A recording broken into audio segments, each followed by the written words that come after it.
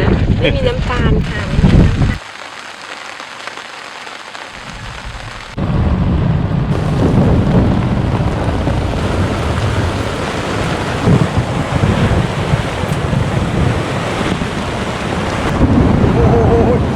ลมแรงด้วย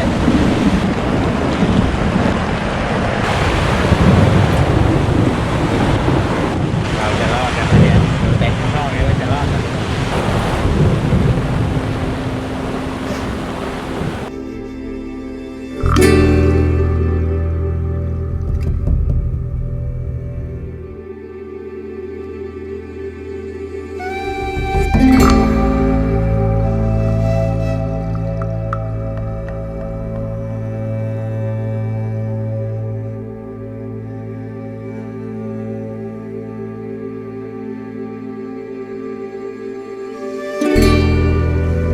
หมอกอย่างนี้ตลอดเลยเหรอคะ ใช่ครับก็จะมีช่วงนี้นะครับที่หมอกหนักๆหน่อยครับ ว้าว ข้างซ้ายจะเป็นห้องน้ำหญิง ครับผม ด้านขวาเป็นห้องน้ำชายนะครับเรามีจุดล้างจานให้มีน้ำแข็งให้บริการฟรีนะครับ ครับผม ถ้าชอบลมแรงก็เป็นด้านนู้นนะครับที่เขากางกันอยู่นู้นนะครับ โอ้ค ทาง รับ นู้นเขาจะเล่นลมกันครับ ครับผม ถ้าไม่ชอบลมแรงก็มาแอเรียนี้นะครับสังเกตว่ารถจะนิ่งๆนะครับ ครับผม นะครับ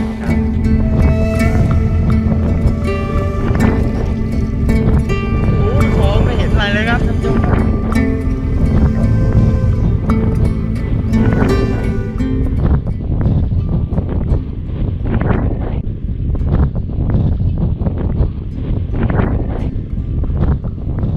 นี่ครับนี่กับมาเอาอีกเขาแหละครับเนี่ยดูด้วยเนี่ยของกินเขาเนี่ยโน่นน่ะ เขากลัวไม่มีอะไรกินไงเขาก็ซื้อมา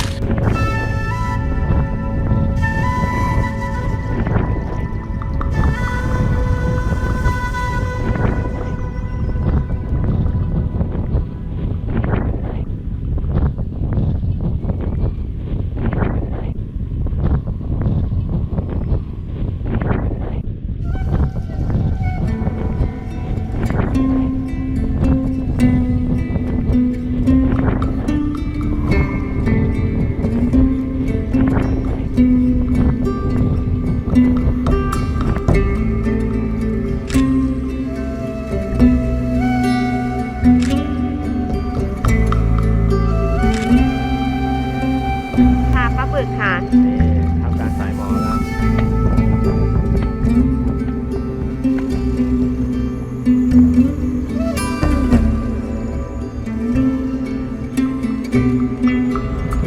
แม่ครัวแล้วครับทำกับข้าวท่ามกลางสายหมอครับมาครับผัดฉ่าปลาบึกครับวันนี้ แกงค่ะด่วนๆเลยหิวแล้ว น้ำปีกๆนะครับพรีเซนเตอร์กับชิมชิมเครื่องดื่ อ ม ร่อยอร่อยจริงนะไม่มีน้ำตาลค่ะไม่มีน้ำตาล มาแจกเลยครับมาแจกเลยมื้อแรกของเราครับ ข้าวสำหรับวันนี้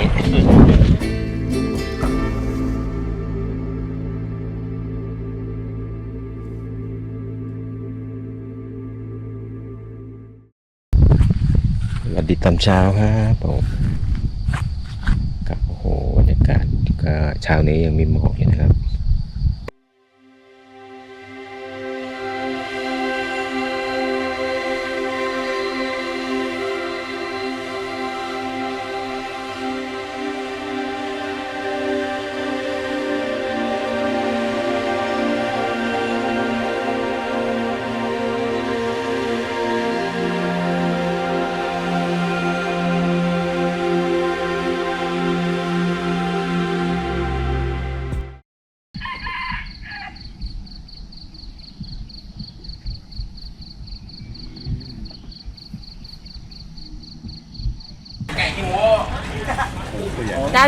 เจ้านี้เขาขึ้นประกวดนะคะเขาได้3 ลูก 8ใหญ่สุด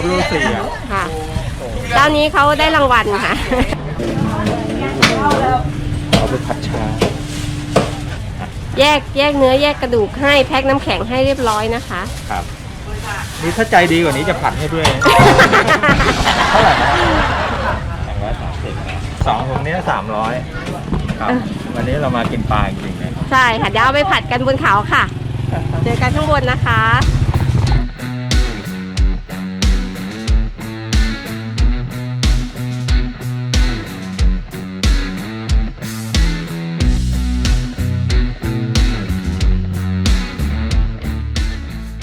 ไปไหม โอ้สุดทางจริงๆครับ ค่ะไหมคะ สุดทางเขายายเที่ยงเลยครับ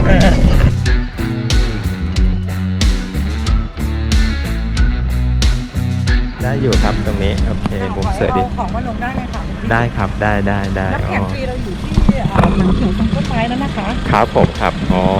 ครับโอเค การน้ำ ครั แข็ บ งฟรีค่ะ ครับ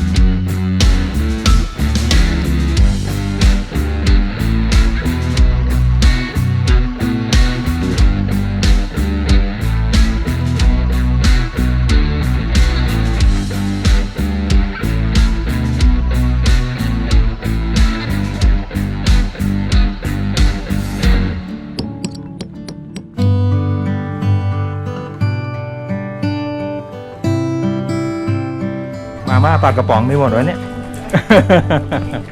ครับขี่รถลาไม่ต้องวิ่งย้อนกลับนะครับนี่น้ำแข็งบริการฟรีนะแต่น้ำแข็งอยู่ด้านนี้นะครับผมจึงโอ้โหมาตักได้นะครับตลอดเวลาครับ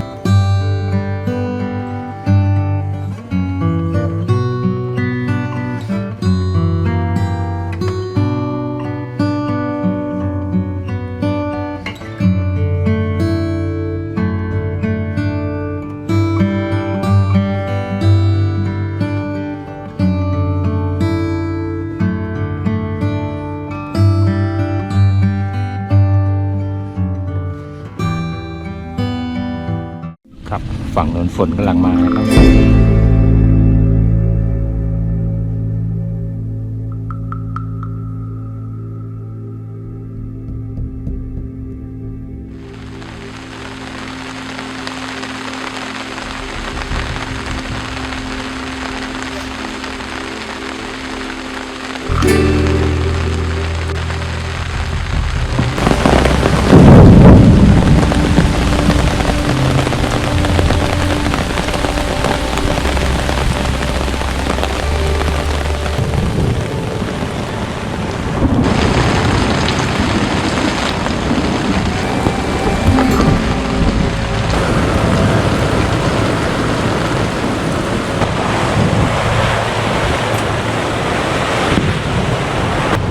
โอ้โห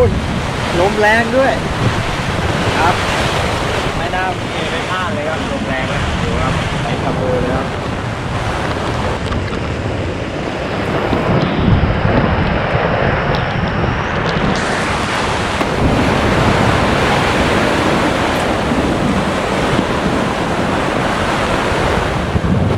เราจะรอดกันไหมเนี่ยเต้นข้างนอกเลยว่าจะรอดกัน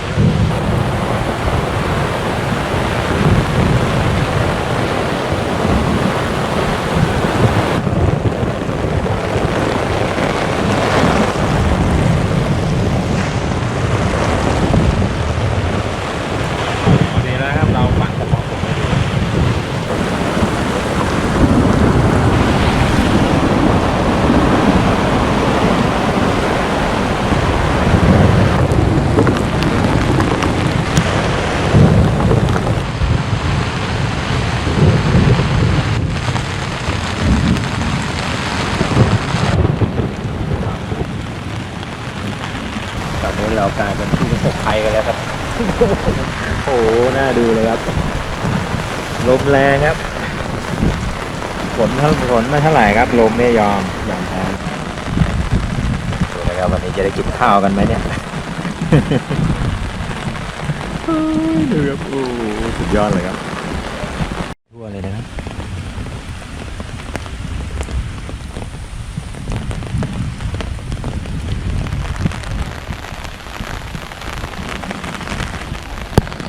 แต่นี้ชัก5 โมงอยู่6 โมงนะครับอันนี้ได้เวลาทำกับข้าวเย็นแล้วครับนั่งทำข้างหน้าไม่ได้ครับวันนี้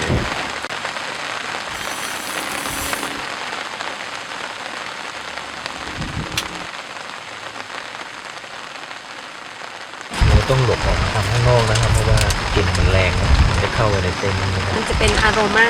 ครับนี่ครับมันจะเป็นอารมณ์ว่าต้องมานั่งขัดกันตรงนี้นะ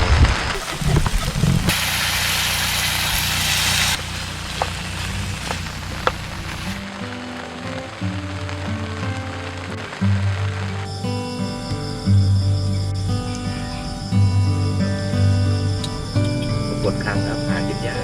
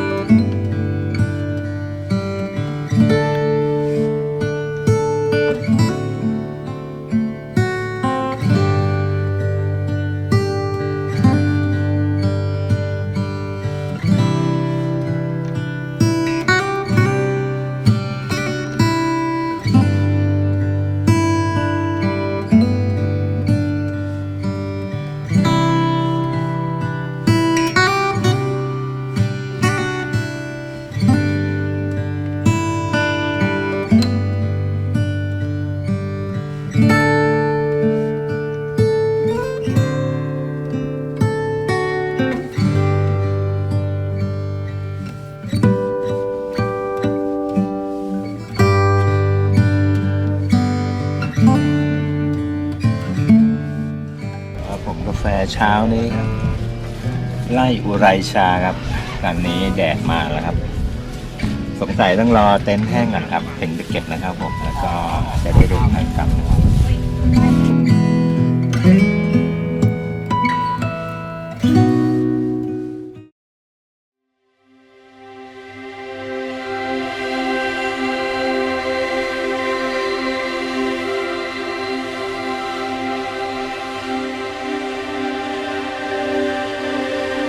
กินอร่อยเลยครับตอนนี้กินเท่าไหร่ก็ไม่เหลือครับกินเท่าไหร่ก็ไม่อิ่มครับมันก็หยอกเย้เรามาถึงแล้วครับไร่ทอร์นาโด โอ้โหชื่อไล่กับเมฆหมอกนี่แบบช่างเข้ากันเหลือเกิน นี่ครับเป็นป้ายไหมครับนี่สวัสดีครับจองครับผม ค่ะเราไปดูค่ะ ต้องเช็คอินก่อนไหมต้องเช็คชื่ออะไรก่อนไหม ก็ได้ค่ะโอเคค่ะ ครับผมครับ ขอบคุณค่ะ อุตสาหตอนนี้เราก็มาถึงแล้วนะครับผมแล้วไปลงไปดูวิวก่อนนะครับผม เบรกด้วย เดี๋ยวไม่มีคนขับรถกลับติด ครับมีรถเบนซ์ให้นะครับกี่ล้อนะ5 ล้ออ่ะ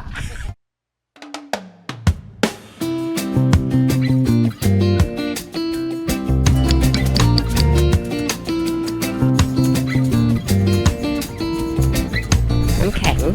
ฟรี 24 ชั่วโมงนะคะ เดี๋ยวเราจะไปตักน้ำแข็งกัน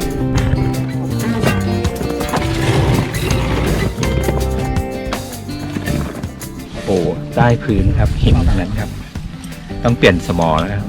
ครับ เราต้องเอาเสาเข็มลงนะ อันนี้ไม่อยู่ครับอันนี้ก็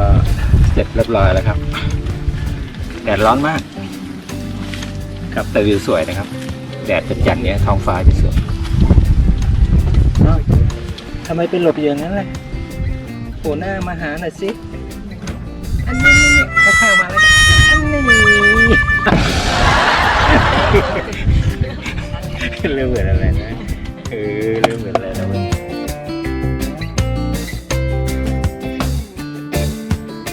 ก็มีปลั๊กไฟให้เสียบนะครับผมปลั๊กไฟจะอยู่ด้านโน้นนะครับนู่นมีปลั๊กอยู่ด้านโน้นรอบทิศเลยครับแต่ว่าเราต้องเอาสายยาวๆมาหน่อย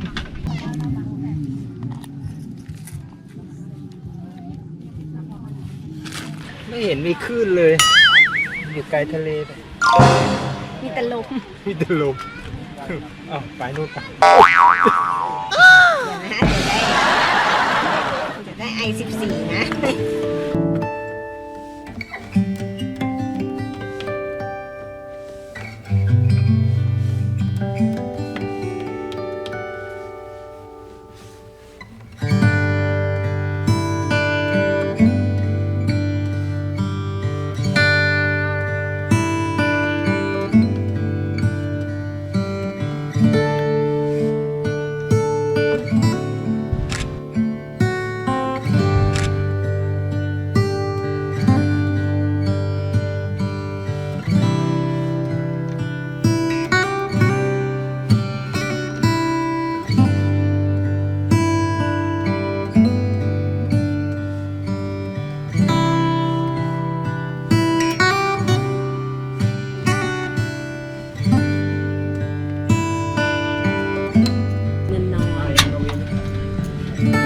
ถ้ากวินมานี่ตกแล้วผ่า ค่ะ วันนี้เราก็จะมาทำแกงส้มนะคะ บนเขาเยเที่ยงนะ เนื้อปลาครับ อันนี้ก็ตำใส่พริกแกงมาเรียบร้อยแล้ว ใส่แครอทค่ะ ใส่แครอทนี่ครับ ถึงคิวผักเกษตรค่ะ ผักกระเฉด เอา เคยบอกเองแล้วเลยว่า นี่ไม่แก้ให้นี่จบเลยนะเนี่ย จบเลยครับ จองอะไรผมเตรียมมาให้มัน โอ้โหบอกที่มาเลยอะ คนจังหวัดไหนวะฮะ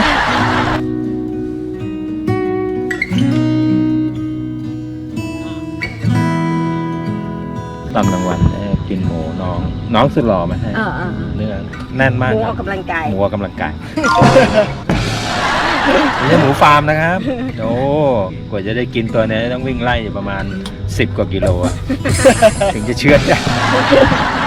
ถ้าไม่มีลมจะเกิดแม่คณิงขึ้น แต่ถ้ามีลมจะไม่มีแม่คณิงเราจะรับลมทั้งคืน จนสว่างจนเช้าเลยแหละ ตกลงนี้อยากดูไหมแม่คันนี้ ดูที่ขวดนะ เดี๋ยวคืนนี้พี่จะเอามาให้ดู น้ำแข็งหลอดนี่ฝนมาแล้วครับ ขับรถ ปอกแปะปอกแปะ